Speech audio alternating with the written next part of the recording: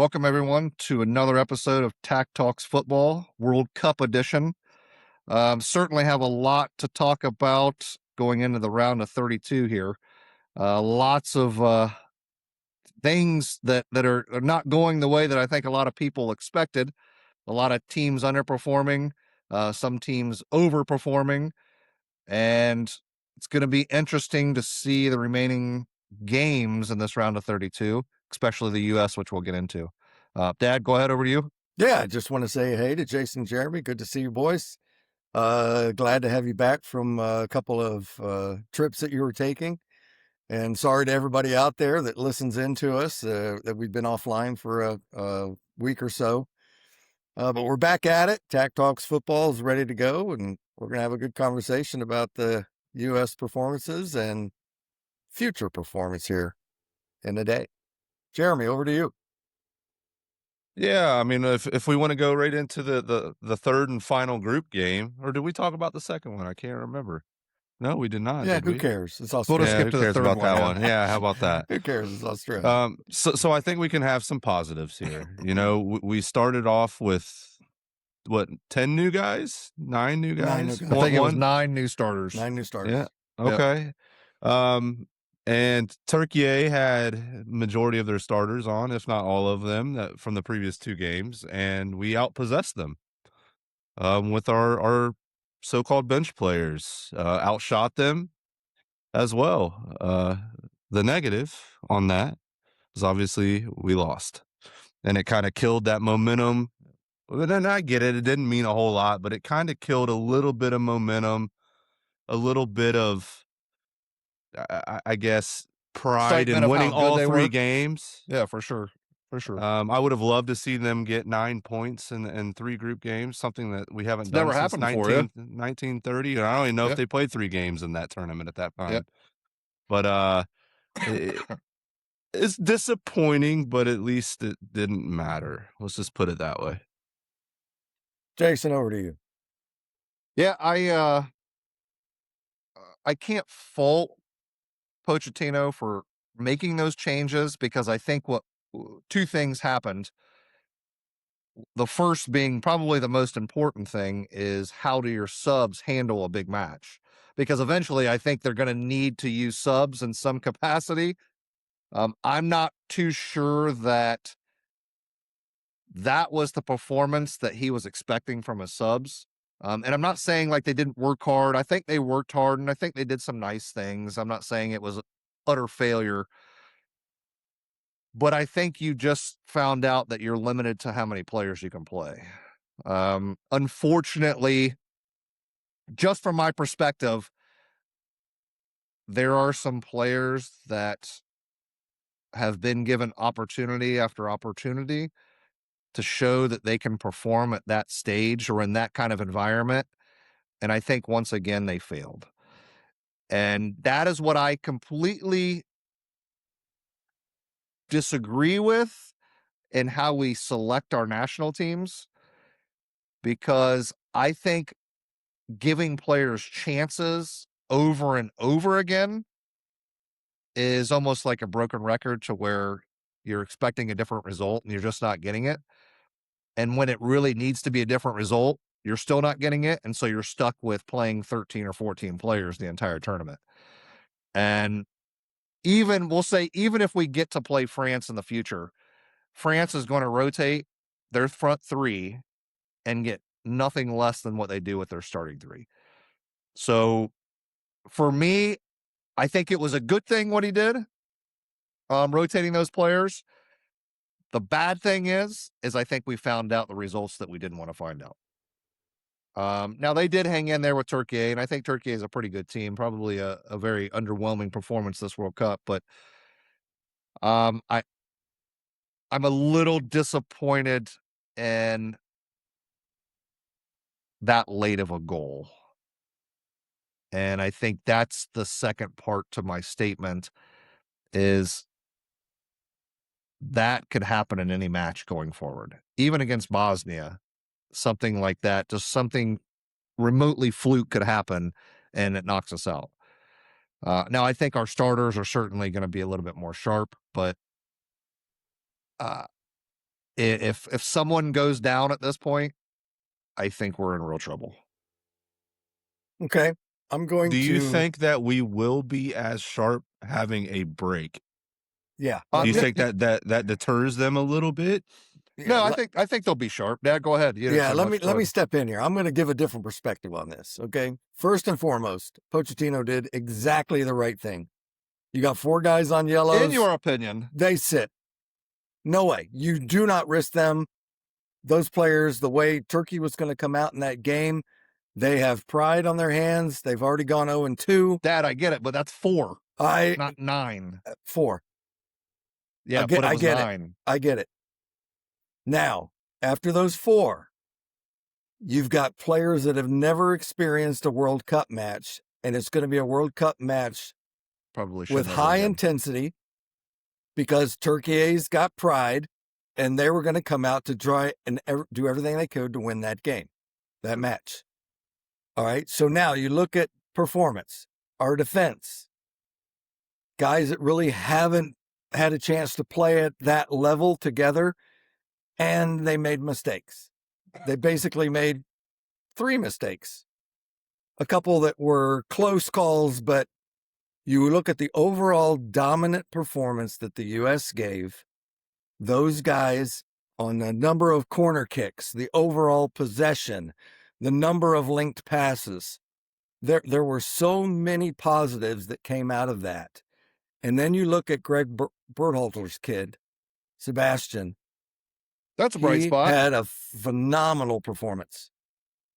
I mean, the kid, 1 goal, 1 assist, and the way he held the ball and held the midfield. I think he became a player that could, say McKennie goes down, he could slide in right behind him. And quite honestly, I think he's more creative than McKennie. He McKennie's surprised me got a bit. bigger Certainly, I can tell you that. size. I thought Say it was good. again? I thought it was really good. Yeah, I mean, overall. And then it was unfortunate, again, that we make what I would consider simple mistakes in the back that cost us goals. And that was all 3 goals. Simple mistakes by players who haven't had a chance to play at the international level together like that in a long time. It's amateurish. It's amateurish. I get it. They've got to clean that up, including the first team that's going to come out tomorrow night against Bosnia. They cannot make those mistakes if they plan on going deep in this tournament. Hey, solution to that is don't play those players. That would be my solution. Well, I get it, but Trustee scores the goal. He's a solid player. Trustee, I don't mind. I like That's what I'm saying. There's a combination of players. I thought Pepe had a horrible game. I think Pepe's had a horrible game for the past 2 World Cups. I don't disagree, and I don't know why he's not giving Haji an opportunity. I don't know if Haji's maybe it's a little hurt. bizarre. Yeah, it really was. I thought maybe Pochettino was trying to get Pepe that goal that would have brought his confidence up. But just my guess, hard to say. But Pochettino, I believe he knows what he's doing, and I think those guys are going to be ramped up for tomorrow's match. I think he played those players to keep the squad in good spirits, the morale up. Yeah. And I think that not a single one of those players is going to step foot on the field again. I disagree. I think Berhalter will. But Berhalter. I'll give Berhalter. I think. I just lost him. I would have forgot it. Everybody too. No, Trusty could. What's Trusty? If he's healthy? I don't know if he's healthy. I know he went down late in the game. Yeah, he was hurt. Yeah.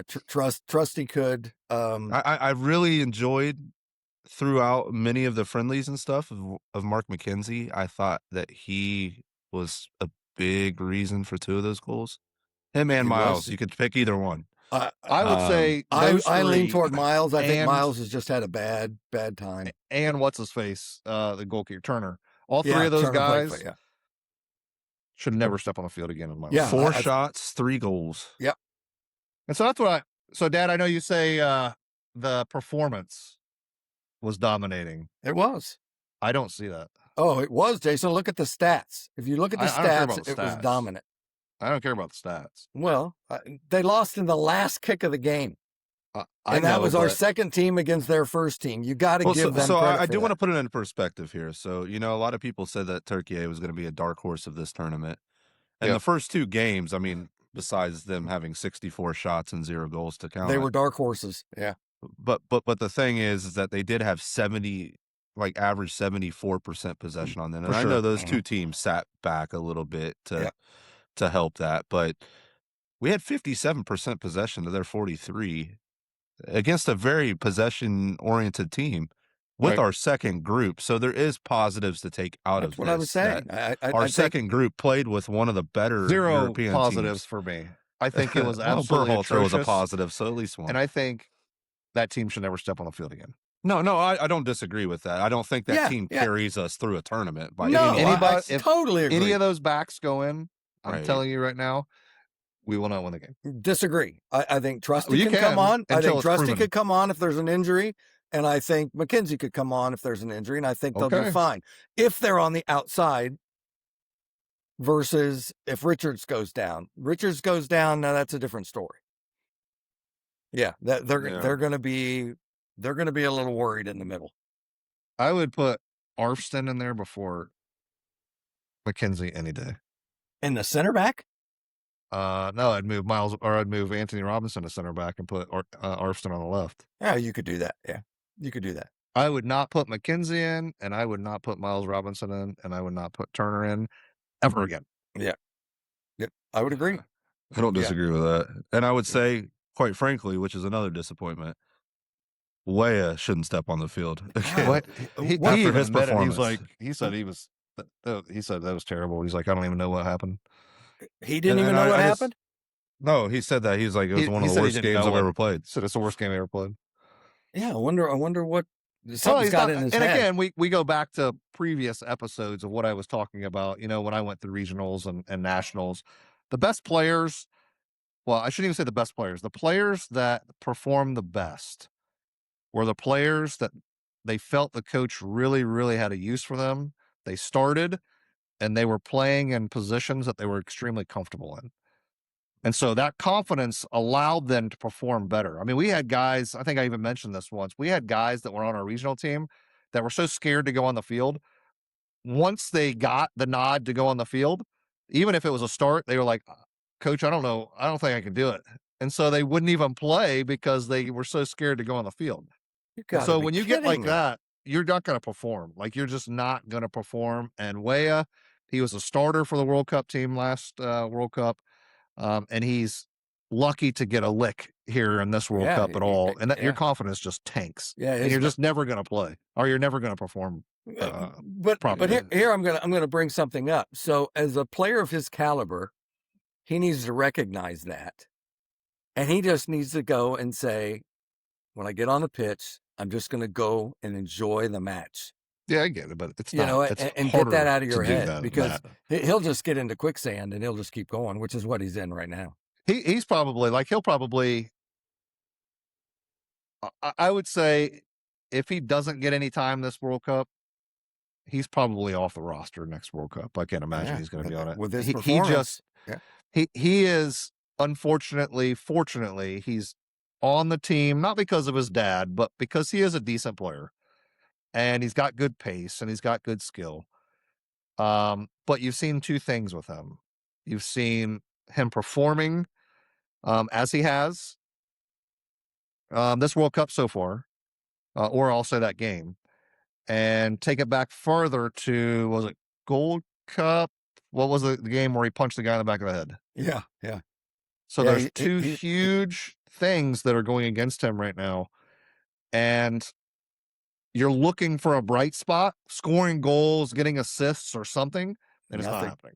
So right now, the biggest two negatives in his performance with the national team is, first off, the red card that he got for punching the guy.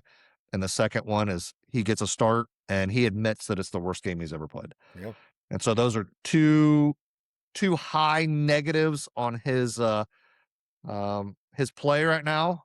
And I just don't think, maybe he's hit his limit. Maybe he knows he's hit his limit, and he's carrying the name Weah on the back of his jersey. So That's not the easiest thing to do when your dad is I agree. absolutely stellar. And I my think he'll dad, come out of it. my dad will never be as good as what I was. So I Hell would no. never have that pressure. Exactly. I don't disagree. Oh, God. So I would not have that pressure. I was like he nothing does. more than a role player, dude. I was not a key element of a team. Yeah. I did my job. That's all I'm I just did. kidding. I'm not mean to my dad. I'm just joking No. around. No, So but anytime that there's a Takis on the back of the jersey, it's really for Jason. It's not for. Oh For yeah, sure. I see. I see. Dad. Yeah, that's right. Yeah. Absolutely. Yeah. No, Absolutely. I totally admit it, man. I was a role player. I had my moments. You know it, and I'll leave it at that. I just played. And I do want to bring up role players, by the way. Brendan Aronson should be the water boy from now on. Jeremy, how dare you say that? I mean, God, that guy sucks. Oh, he doesn't suck. So, Jason, Aronson, if you're listening, I'm sorry. No, you I don't care. Suck, but he is. This is what I said to I loathe the guy. I'll be honest with you. All the coaches that I was with at the game against Turkey. We need more players like him. The spazzy, the quick, the guys that just hound you like crazy. But the unfortunate part is he doesn't have the skill to go with it. So that's all he is. What's interesting, though, is he does at times have that skill, but I think you're right. I think he just goes too spaz and the ball just bounces off of him, and he's no better than an amateur player. For sure. And there's nothing wrong with being spazzy like that, but you have to know what runs to make. You have to know when to dribble, when to pass. You have to defend, you have to attack. So the best way that I can describe him is he's like an Ecuadorian or a Colombian. And so all of those guys, and why I like watching them so much is because both those teams are super exciting. Yeah. They're fly all over the place. They're super spastic. They get into tackles. They're up and down. They just don't stop running. And that is what I associate Aronson with. He is like that. Yeah. But he is a quarter of the skill of any Colombian or Ecuadorian. Yeah. And so that's the problem. And I think that's why guys or coaches like him, because he sometimes he really puts himself in good spots just from working so hard. Yeah. That he causes so much havoc for other players. The problem is we just don't have the players that can necessarily pick up on that spazoid behavior. They just don't know what he's doing. They're like, well, I don't even know where you're going to go. Well, and there's a time for that, right? If he comes off the bench in the 74th, 75th minute, you're up a goal or two. Now you're putting the pressure on fatigued defenders and midfielders, and you can rely on him to be in their face. Look, this is the way I look at it. Other than that, he's not there anymore. Yeah. In that game, I witnessed him trip over the ball 4 times. Yeah, for sure. As a professional soccer player. Right. Yeah. I was baffled that he stayed on as long as he did. Yeah. I thought that was a poor substitution. He should have came off borderline at halftime. Yeah. And I get it. His work rate is whatever. You know, I like players that work hard too, but if they do really nothing with it, wonderful. I stay off. I compare him to the recent Barcelona transaction, Gordon. Gordon is very similar in that attack style to where he's just spastic, goes and goes and goes. Well, he has a skill. But he has a little bit more skill. Right. For sure. Brendan Aronson is nothing more, and it's beyond whatever I'll reach. I understand that. Is nothing more than a championship level player in England. For sure. He's a hard worker. He'll do some good things on occasion. Like Leeds is a perfect fit for that guy. Like he has his role. They say just go out there, run, do what you got to do. Just cause havoc, yeah. In an international game, it's a little more tactical, and I know that's kind of weird to say. Like you see these EPL teams so often, like you kind of know how they're going to play. Yeah. International, it's a little more tactical because you're bringing in a lot of different styles of players. And so It's all when you best throw out a players. guy, Yeah. So when you throw out a guy like Brendan that just goes and runs, these guys are like, just brush him off. Like, Exactly. it's Yeah. nothing to me, dude. Like, Yeah, exactly. That's the I'm reason. better than that. If you remember when we were doing our roster predictions before the World Cup, I was putting McGlenn over Aronson because I think McGlenn is a Gordon type player, and that left foot of his is just a hammer. And so Yeah, I can I see think that, but I I think he would have also been much more beneficial to the U.S. than what Brendan is. So but I also think that's a missed opportunity for like that Gozo or the Julian Hall yeah, because yeah, they're they're kind of that. You know, they could come on the left and play, or come on the right and play, and yeah. bring on a young guy. But you know, people tend to love Aronson. I mean, he plays Well, a he lot for is. Leeds, and He's a wonderful. Pochettino plays him. He's a But wonderful but I guy. think Pochettino, he probably was looking at this as guys that have done it before, guys that have played in the or in the World Cup before, and so he wanted to kind of level it out to where he had enough guys that were from the last World Cup, just to keep the guys that haven't a little bit more in check and keep their minds right and stuff like that. It's always better to have more experience than not enough experience, and so Absolutely. I Yeah. think he definitely probably brought him, and I think that's why he brought Roldan as well. Yep. Unfortunately, I think Roldan is hurt for some Yeah. reason. I'm not really sure what Thigh happened. injury. He got a thigh injury. Yeah. So I want to pick up on what you just said there, Jason. And I think it's very important to know that when Pochettino watched Miracle, there was a statement that Herb Brooks made when everybody was pushing him to take these other players. And Brooks said, I don't want the best players. I want the best players for the team.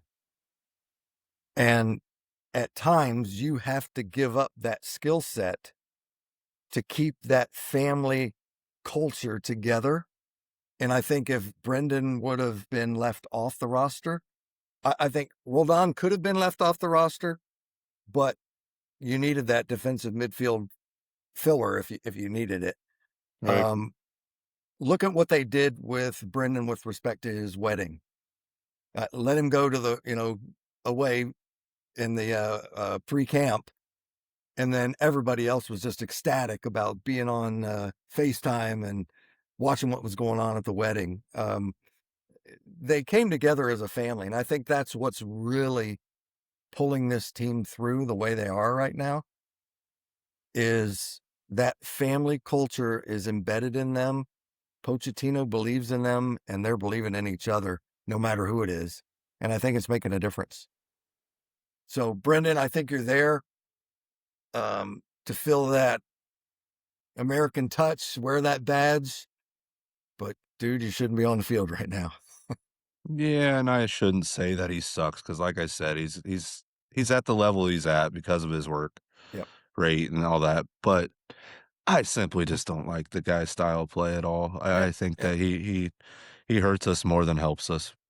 That's it. And in my opinion, he's fallen off a little bit compared to what he was before. He was getting opportunities to get shots on goal, and he's just one of those guys that, like, I'd be like, oh well, he's not on the national team anymore. Yeah. Like, You got to look at though who he's playing with too. Though he was playing with the second guys, and in all fairness, and I'm not defending him at all. What I'm saying is that Pepe did nothing. Right. McKinney did nothing. Right. Weah said it was the worst game that he's played. And those are the three main players that you're attacking with, really. Mm-hmm. And I mean, if three of the four, and I'm not including Aronson there, three of the four guys that you're playing with have a horrible game. I mean, what is the expectation for you? What are you going to do? Yeah, and yet you can't do it by yourself. And even in a horrible game, they were in the game and could have easily won it. I mean, I don't think Pepe was ever going to score. I don't think Weah was ever going to score. I don't think Aronson was ever going to score. Yeah. I think we survived, and we hit two really nice shots, and that was that. I don't think we could have possession. We could have. Well, I our don't shot, think our it was shot count was like 17 to their but 6 I mean, or something like that. were any of them really dangerous? I mean, I can only remember two or three that actually were even danger. No, their goalkeeper we made had a couple 7 of saves. shots on goal. Yeah, on goal. Yeah. So I mean, They did three. have a higher expectancy rate for goals than us. yeah, for So sure. the quality of shot was not there. I think there was a period of time for 20, 25 minutes that they absolutely made us look silly. To be honest with you, Pulisic but I got would megged. say, I mean, that was Pulisic got horrible. megged, and when he came on, I'll just say the it guy for played everybody good. watching. I called that. You called the bag? Oh yeah. Did you Oh really? God, yeah. I said because he tried to do it once, and I said, wait, he's going to try to make him again. Yeah, he And he did. did. Toasted him. Yeah. You can see it. You can see it in his eyes. That's what he was trying to do. Mm-hmm. But I think that's what. So that's a perfect example of us against the world, right? So yes, Turkey did not make it out of the group, and we did. So hooray for us, right? However, yes, Arda Güler plays for Real Madrid, and so he plays for one of the best teams in the world. But he is like 20 years old, and he megged arguably our best player with ease. And it wasn't even close. If I was calling it from a TV on a couch, and how that guy didn't realize that that's what he was trying to do or was going to do, I think that shows even our best players are still not there yet, that are caught up with the best players in the world. And I don't think Arda Güler was great all tournament. I thought he was great for the most part, but that is just the difference from our top-notch players to, I think, players that are up and coming for other teams around the world. It's just creativity, creative players that we lack. Well, we just don't. I just don't think we expect. It's almost like, and I hate saying this because I don't know if this is the case. This is just me speculating. It's almost like we have an arrogance about us that those things are not going to happen to us. These players are not that good. These players, we can hang with these. We're just as good as these guys because we play on some of the same teams as these best players do. And I think, as we mentioned a couple episodes back, I truly think that like Balogun and Pulisic and Aronson and those guys that play overseas, I think Robinson is kind of off on a league in his own, but I think those guys are only good because of the players that they're around them on their club teams. Now, I'm not saying they're not good. I'm not saying that. I probably worded that a little bit wrong, but those guys are different players for their club teams because they are surrounded with better players. Sure. And we'll take Balogun, for example. He is getting fed into positions to where he can just simply maybe take one player 1v1 or hit a good shot. We can do that maybe 1 out of 8 times, or that's the kind of ball that we're giving him. But for the most part, he's scoring goals off set pieces.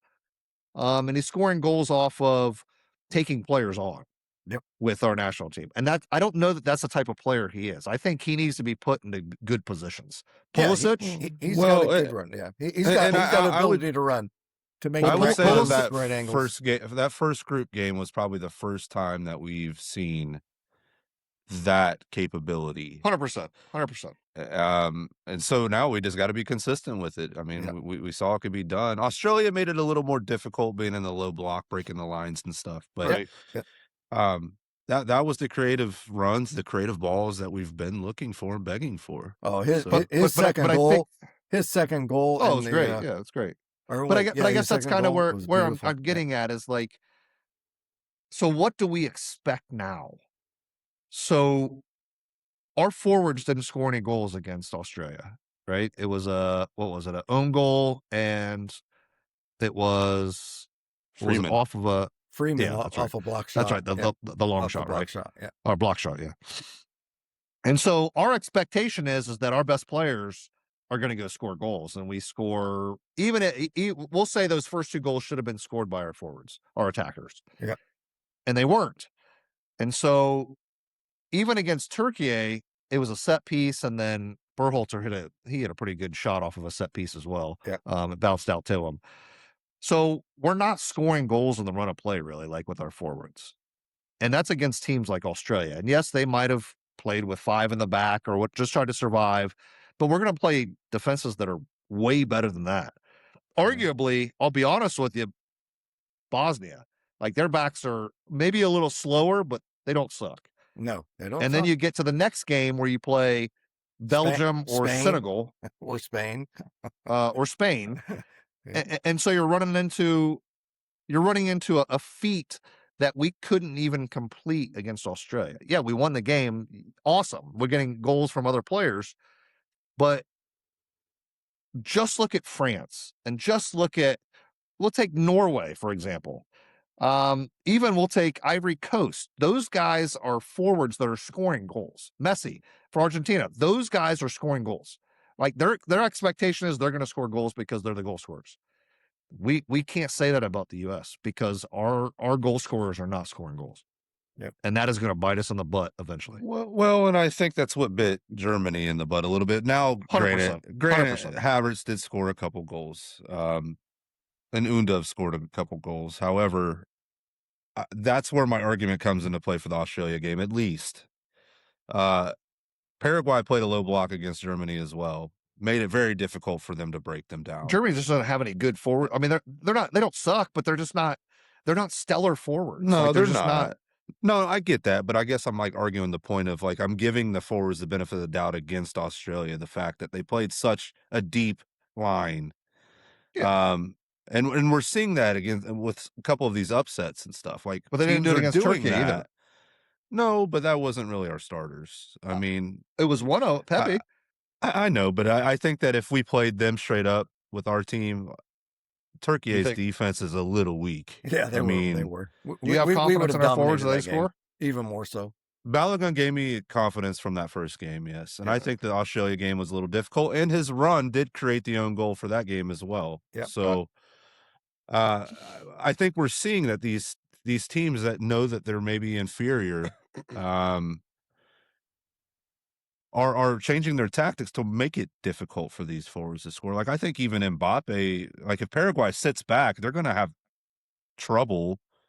Like they're going to have to hit, maybe not, but they're going to just block everything, and it's going to make it difficult for at least 65 minutes of the game. Right. It's going to be an individual performance because they're literally going to have a line of 5 and a line of 4. Right exactly, and he's going to, like Mbappe did today. He had to make received a ball with a little bit of a gap, created a little more of a gap for himself, and finished his first goal. I would argue the fact that France has 4 players that you got to worry about. Exactly. Yeah. So that makes it a little different. But let's hypothetically say that it was any other team other than France, and they were playing against Paraguay. It's going to be difficult for them to break this. Yep. It just simply is because they did just like the fight in Colombia and Ecuador has. Paraguay has that too. They pride themselves on defense. Yep. And it's got them through to the round of 16. Yeah. We beat them 4-1. That's pride. Because they tried to play it straight up, and they knew that they realized the next couple of games they ain't gonna be able to do that. Yep. It's not working. Yeah. Maybe that's a good thing for us too. Yeah. I mean, sometimes I feel like I'm talking to children. I'm just trying to give credit where credit's due. You're funny. All right. Hey, let's make a transition now. We're 33 minutes in here. Let's talk about this game against Bosnia. What do we think the starting lineup is going to be, and how do you think the U.S. ought to approach it?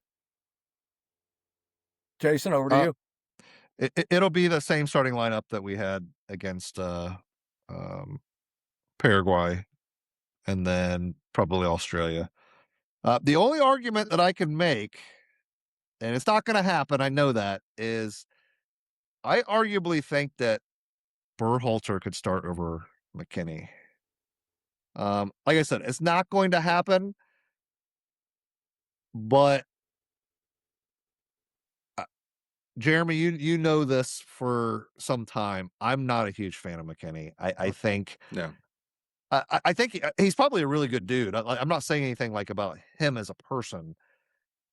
How you are with Aronson, I don't like how McKinney plays in any way, shape, or form. I think he has the most freedom out of everybody on the field, and I think he does the least amount. Like, I don't think he scores goals. I don't think he sets up goals. I don't think he puts players in the good positions to even serve the ball. I mean, he plays the most basic game of soccer that there is. And every once in a while, he'll sneak in and he'll get a chance on goal or something like that. But how many times has he done that and he's missed the goal? So I, I if you're looking at stats, I mean, Berhalter's kind of like 1 for 1. He's gotten one chance and he's scored one time. And McKinney has multiple chances over and over to score really big goals for us. And he seems to not score those goals for us. So, and again, I don't think McKinney is a bad player. I don't think he is at all. But what is the use of having the same player standing next to you as Tyler Adams? Like, what's the point? And I think McKinney could be more effective because he is the guy. I would say he's more of like an 8 that just runs all over the place and should be getting the ball every attack. Every attack, he should be getting the ball and creating chances for us, not just going backwards or going sideways or let's just pass it to the forward and then just stand there and watch them go forward with 3 guys. Um, I think there has to be more to his game, and I just have not seen it. Ever since watching the guy, I just has not seen what he has to offer that someone else doesn't have. Okay. Like, I don't know if it's just a coin flip. Oh, well, he's been pretty good. He's been pretty steady Eddie. We'll just keep him in there because that's okay. Jeremy? But I think that's where the confidence, and I think that's where sometimes things get, and I'm not saying that there is, but I think that's where sometimes fans and other players get kind of pissed off is guys that were left off the roster arguably can be better or do better things than what he does in his position, and they were left off the roster. Yep. And That's so the I conversation we think had, that Jason. I think this that was you find the right players, not necessarily the best players. for sure. Yeah. And I just think that there's a numerous amount of players. If you want Tyler Adams to be your guy as the 6, then what I I would think that you want some type of different player for an 8. Like, Yeah, you I do. think that Yeah. you would want an interchangeable 6 and an 8. So at any given time, the 6 can go forward, the 8 can drop into the 6. And I don't think you get that with McKinney. I just don't think he's a good defensive player. And I think he gets the ball and he just makes the most basic passes. He doesn't really break lines that well. He doesn't dribble by past anybody. He doesn't get a lot of shots on goal. And so we're just throwing a guy in there just to say we're throwing a guy in there. And I just don't think I don't know. I think Berhalter does more. I think he's a little bit more gritty and he'll get into tackles and he's a little bit more dirty. And I think he puts himself in good positions. On top of that, he's probably our best set piece taker. Yeah. So the positives are for Berhalter. The negative is he's just a little young and doesn't have much experience. Yeah. Well, I like Weston. I think he does good things. I'm in total agreement with you. He has missed chances that he should have easily put away. Look at the one against Germany. He was on the 6 and just blasted it, and all That's he what had I'm to saying. do was place it in the corner. And don't get me wrong, I think he should be on the roster for sure. Yeah, I'm not yeah. saying that at all. I'm just saying, yeah. And I'm not disagreeing with you at all. He appears to come out in really big games. He does that for Juventus.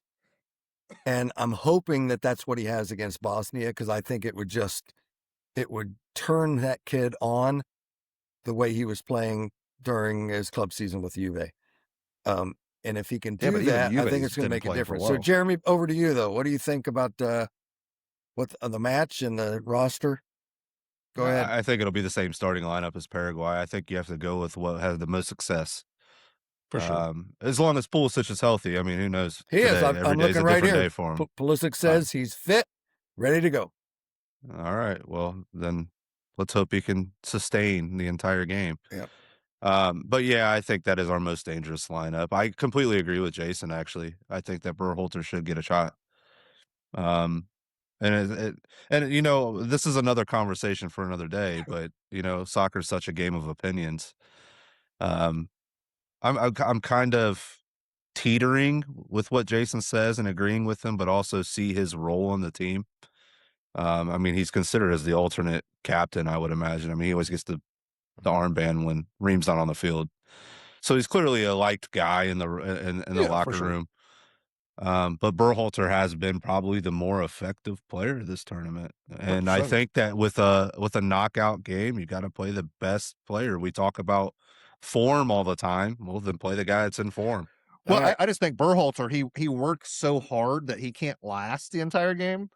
And so that's the opportunity. Get as much work, even if it's like 50 minutes, we'll say, or even half. We'll say even at half if he has to come off. At least he puts in the work for the first 45 minutes to at least maybe steal a goal, snag a goal.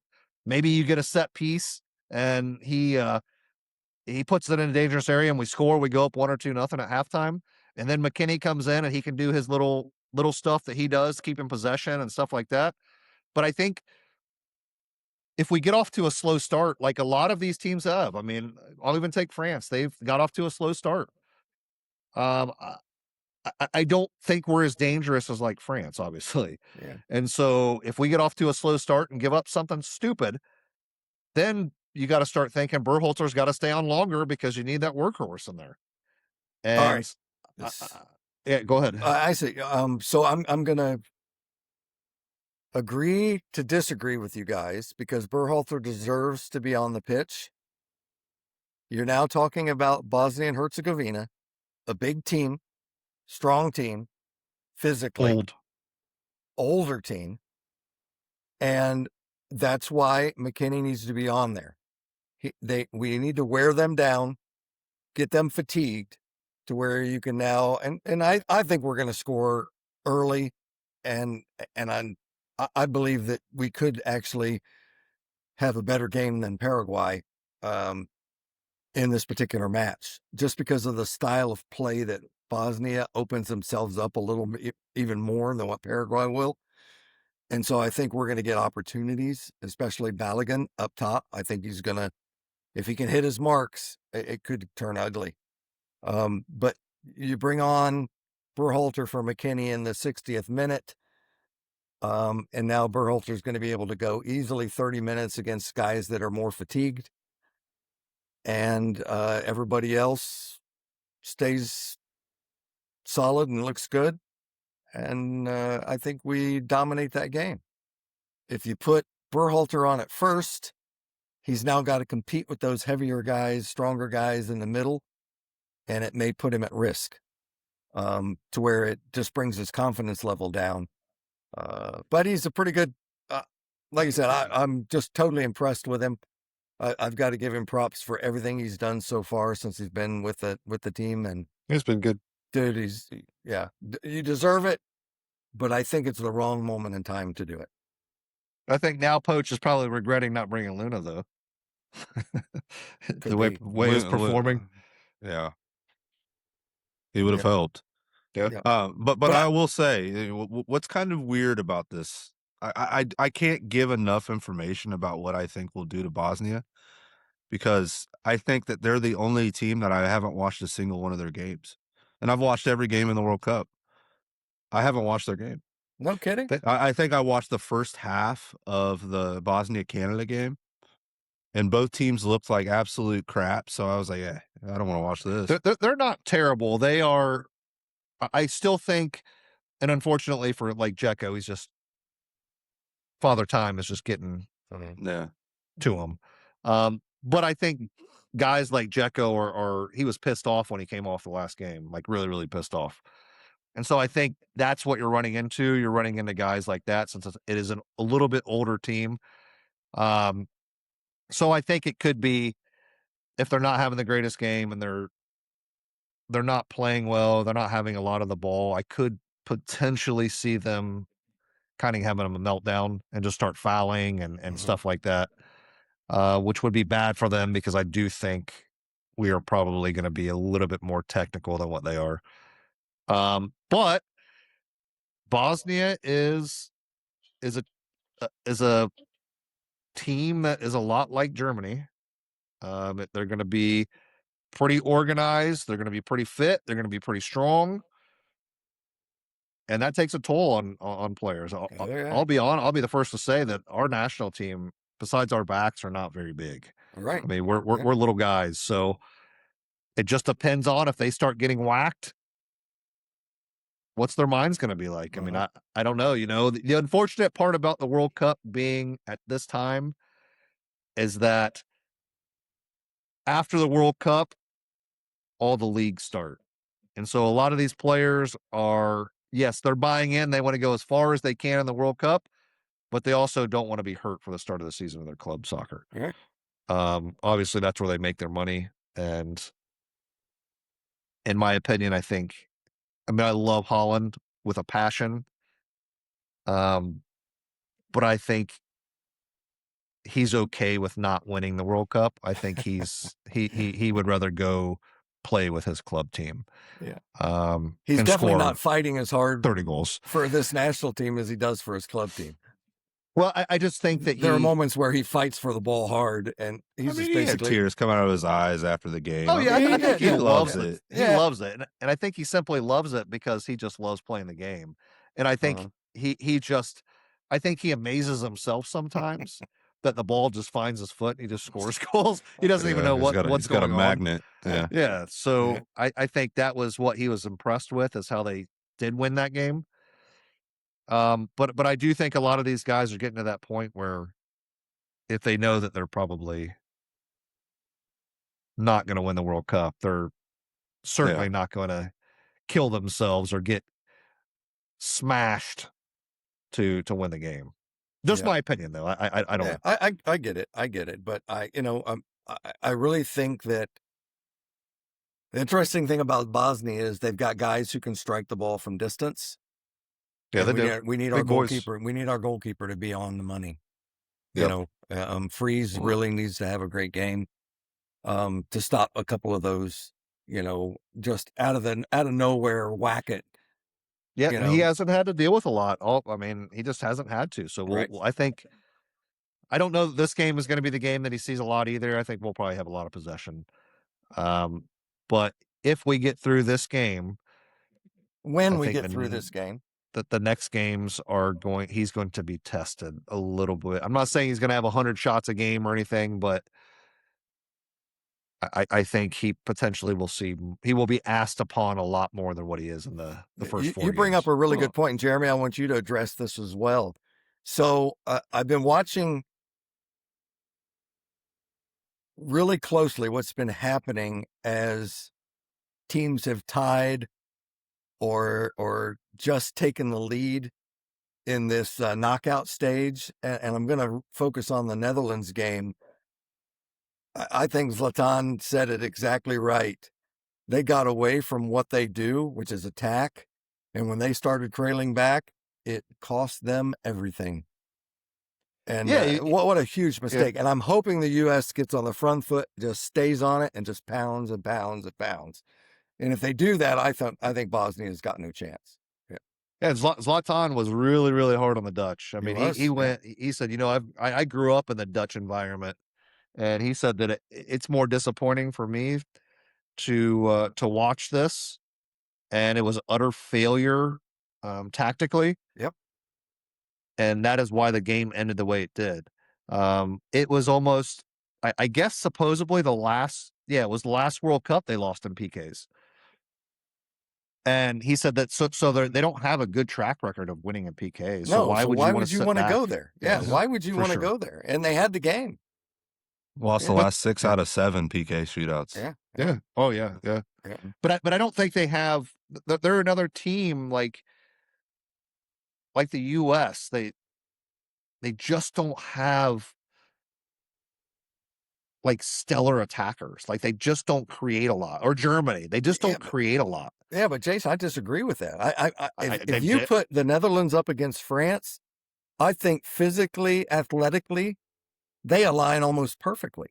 I would say defensively, Netherlands, I think probably has the best defense. But I mean, Gakpo's not a bad forward. That kid can score goals. No, he's not bad. He's not bad, but he's one-dimensional. He's going to get at you, and then he's going to get a service off, or he's going to cut to the end of the 18 and try to hit a shot. Yeah. But then on the right side, you don't have a whole lot. Bromby, he's not a guy that's going to run past you or anything like that. He's relying on services. Yeah. He's a great 9, a great point forward that can hold the ball, strong as a bull. Yeah. but he's not going to get in behind guys, and he's not going to hit shots from outside the 18 and score. He's just not going to do it. And so that's what I mean by they just don't have a lot going forward. Like they just don't have what, and no, but not a lot of people do, like France. Not a lot of people have what Argentina has. I mean, they have a Messi. You know, those guys are, they're just in a class of their own. And I think what you're going to find out here, and I don't know how to say this, but if I had to say it in a way that was the most polite way to the better national teams, is I think Brazil is screwed. I think Portugal is screwed. I think Spain is screwed. I think if England could get going, they have just a good attack as what France does, but they can't seem to do anything either going forward. And I think Belgium's screwed. I just don't think those teams have the attacking prowess that is needed against some of these athletic backs that France and I thought Netherlands had, to be honest with you.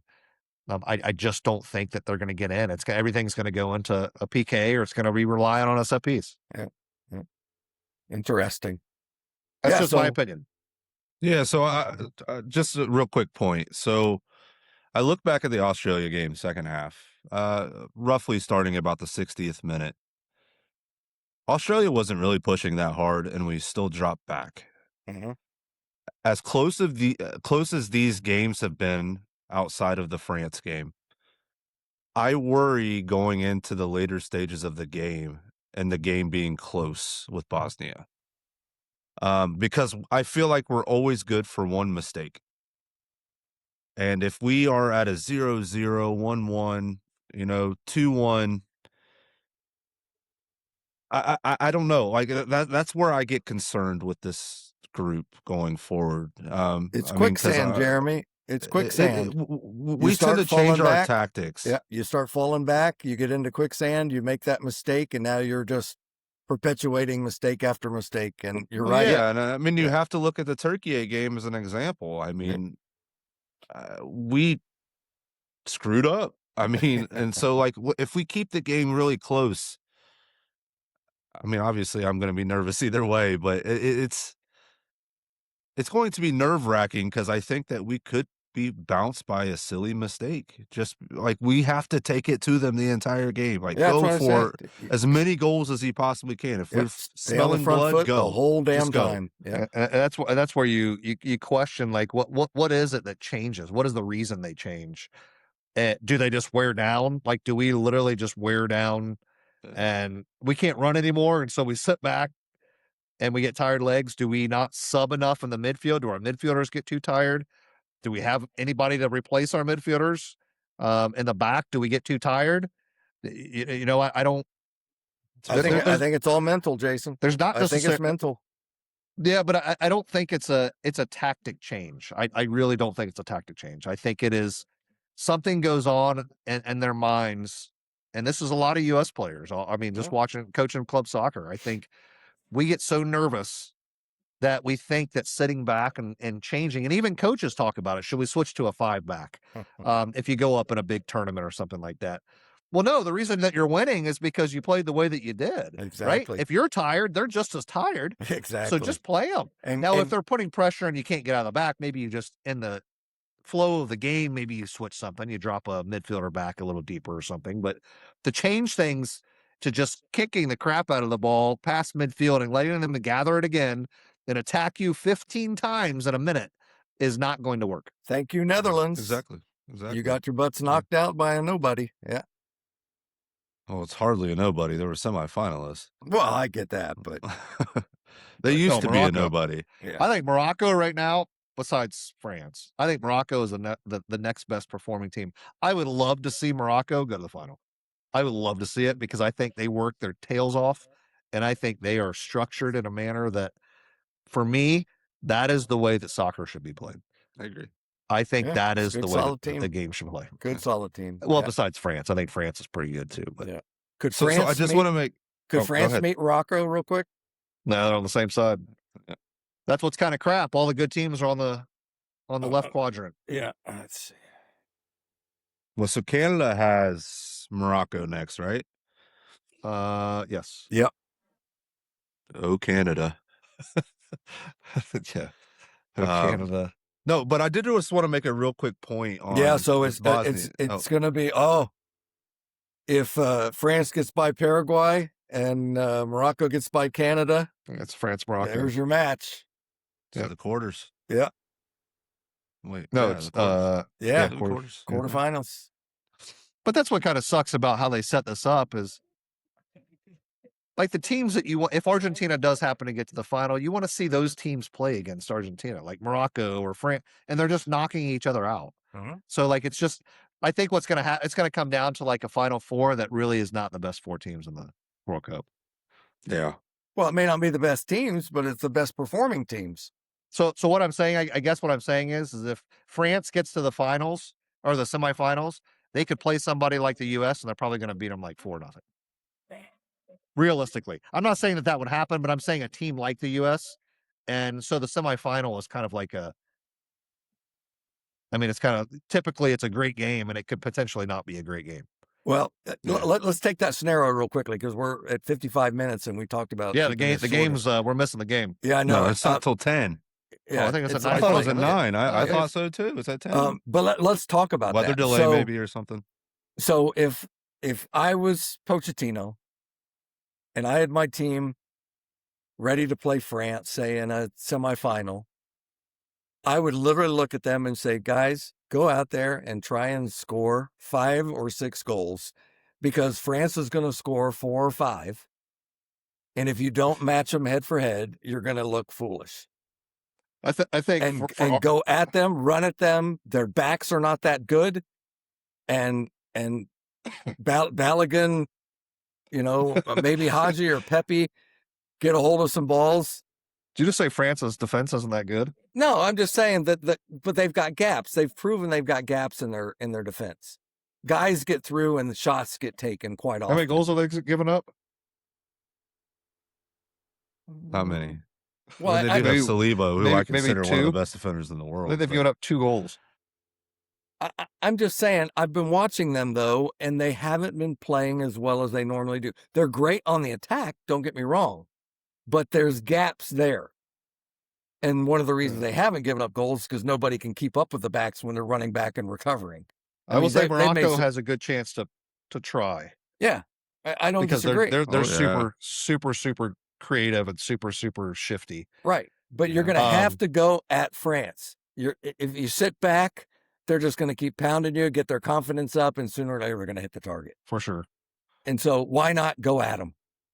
U.S. will have to change if we get to the semifinals, we'll just say for shits and giggles, the U.S. is going to have to change their tactics like 4 times. Yeah, probably so. For 4 different teams. Yeah. So let me ask you guys a question real quick. What do we measure U.S. success in this tournament? At what round? Do you think it already is successful? Do you think that it's not successful yet, though, because I think Bosnia is way below us. Yeah. So you think getting to the round of 16 is considered a success? I think it's let me start this one off. The tournament has been success in multiple ways.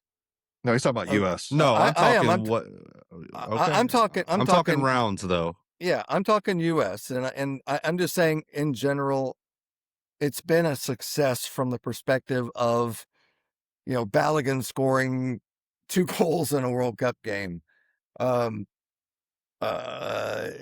the group. We've done some things that have been real good, and that was not an easy group to get through. We talked about it in one of our previous podcasts. It was I think from the overall rating, we were like one of the top most difficult groups to get through and to win. So I think that's important. You've got to get through the round of 32, period.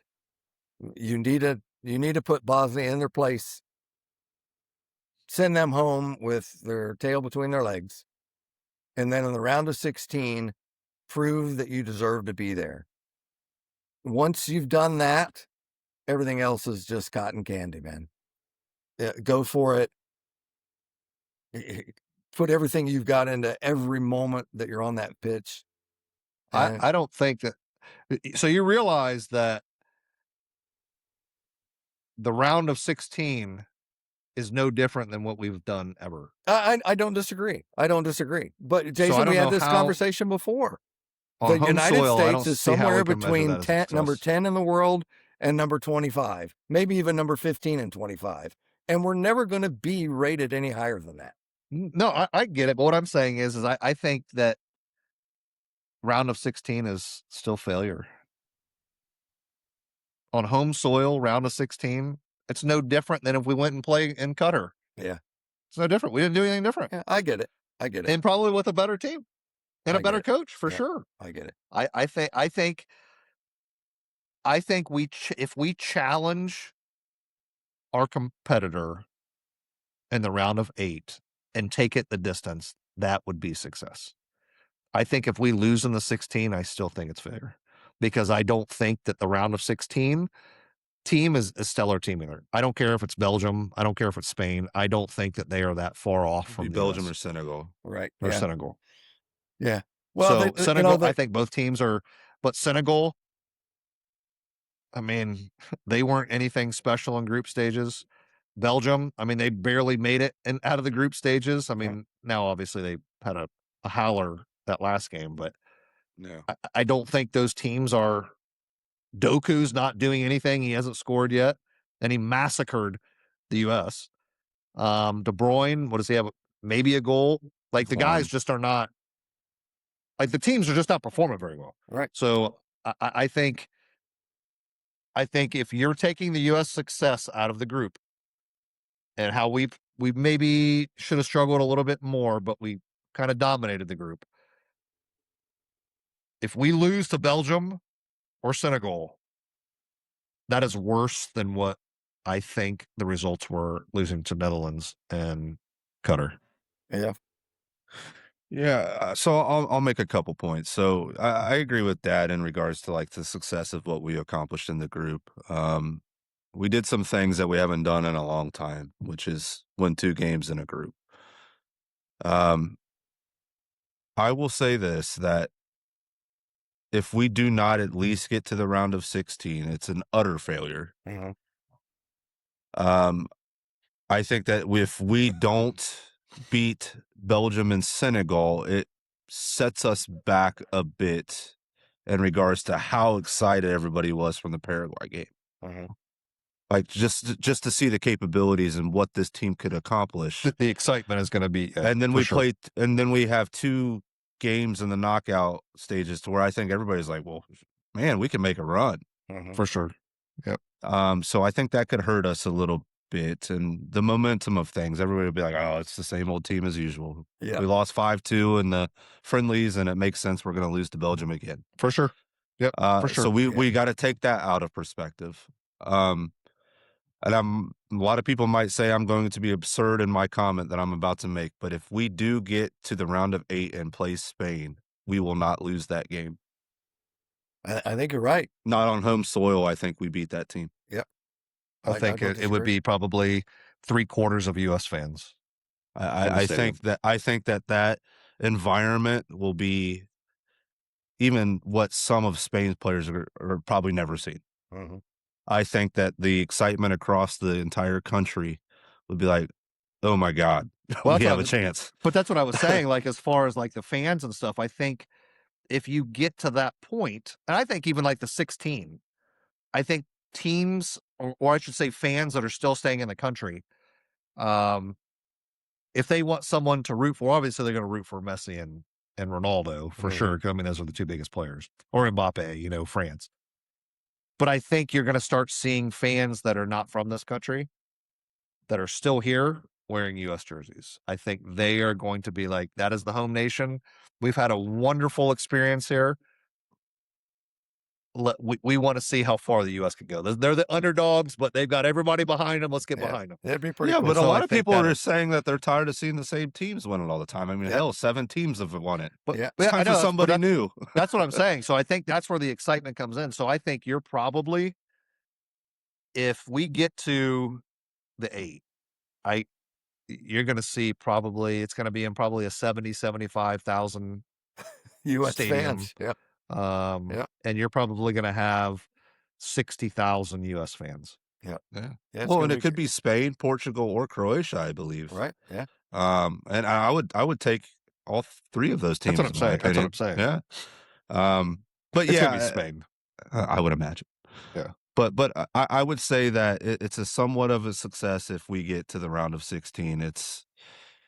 It's not a failure per se as long as we play well and But it's no we different than look what the we've part. done. No, Right. I Right. understand Yeah. that, but Yeah. it's an extended tournament now, so we have to consider it is going to By be one the second. game. Well, I know, I know. Hey, everything is possible. Everything But is with that being possible. said, I think that we have a good shot of at least making the quarterfinals. Yep. We I can get truly to the do. 8. Yep. All right. I worry about the statistic that we're like 9 or 10 games haven't beaten a European team. I worry about that. There's just something about them that we can't do, and it just so happens the last European team we beat was Bosnia. Yep. So uh, it's a nerve-wracking time for No, sure. that's why you play the match. It's It gonna be gives good. us All a right. reason to watch. You know, Yeah. we lose a little bit of that Yeah. Yeah. love to watch if they're Yeah. not in it. You Well, know, we're an hour and in my 5 in opinion. here. We're an hour and Yep. 5 in. Jason, last thoughts? No, I'm excited. The game tonight, we'll probably post this tomorrow, so it'll be after tonight. But Mexico and Ecuador is going to be a heck of a game. I think that's going to really show if Mexico is as possibly good as they have performed. I know damn near that Ecuador does not suck in any way, shape, or form. So that's going to be a heck of a game. And then not just the U.S. game tomorrow. We've got some good games tomorrow as well. I think England plays. I don't know who else plays. I don't know what I those got two him here. middle games are. Yeah, I got him there. Obviously, the U.S. game is the Belgium most Senegal. important. Oh, Belgium, Senegal. So lots of big games tomorrow, and of course the U.S. game at the 8 or 9 o'clock, which is going to be the highlight of the day, hopefully. It's a primetime game too, so it's 5 It is. o'clock at the earliest in the West Coast. So 5 o'clock, 6 o'clock, 7 o'clock, 8 o'clock, prime time. I hope the U.S. performs as they should. This is going to be. I think this is going to be more of a challenge than all 3 games that we played in our group stages. Well, of course. These are teams that know that you lose, you're done. And we've had that discussion. So I believe the U.S. is going to get on the front foot and dominate the game. I hope that Mexico does the same thing. I hope they dominate. And now you got, Canada. Canada's got a big, tough match coming up in the round of 16, and I hope they take down Morocco. I want the CONCACAF teams and the hosts to do their thing. Keep going. All of them. So yeah, why not us? Why not us? That's right. Anything and everything is possible. So, all right, you want to call an end to it? Absolutely. Yeah, sounds good. Everybody, thank you so much for watching, following. Keep sending it out to everybody. Subscribe, like, do whatever you're supposed to do. We really appreciate it. Yep, we're back in action, and we'll have a great discussion following the U.S. game against Bosnia. All right, Jason, Jeremy, have a good one. You as well. All right, Enjoy the guys. game, everyone. Yeah, have fun.